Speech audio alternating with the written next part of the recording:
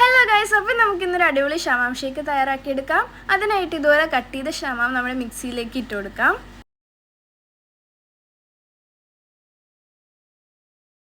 അടുത്തതായിട്ട് നമുക്ക് ആവശ്യത്തിന് പഞ്ചസാര ഇതിലേക്ക് ഇട്ട് കൊടുക്കാം. ഇനി ഇതിലേക്ക് വേണ്ട പാൽ ഒഴിച്ചു കൊടുക്കാം. ഞാനിപ്പോൾ ഒരു ചെറുതായിട്ട് തണുത്ത പാലാണ് ഉപയോഗിച്ചിരിക്കുന്നത് ഇതിലേക്ക് ഒഴിക്കാൻ. നിങ്ങൾക്ക് വേണമെങ്കിൽ കട്ടപ്പാൽ ഉപയോഗിക്കാം കേട്ടോ, ഫ്രീസ് ചെയ്തിട്ടുള്ള പാല്. ഇനി നമുക്കിതൊന്ന് മൂടി വെച്ച് നല്ല അടിപൊളിയായിട്ട് അടിച്ചെടുക്കാം കേട്ടോ.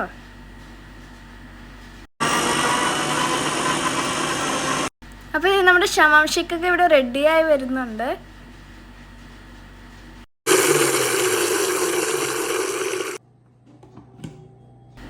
ഇനി നമുക്കൊരു ഗ്ലാസ്സിലേക്ക് ഇതൊന്ന് ഒഴിച്ചു കൊടുക്കാം.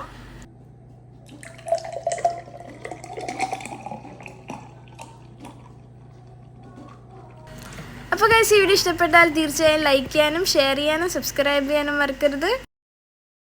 അപ്പോൾ ബൈ.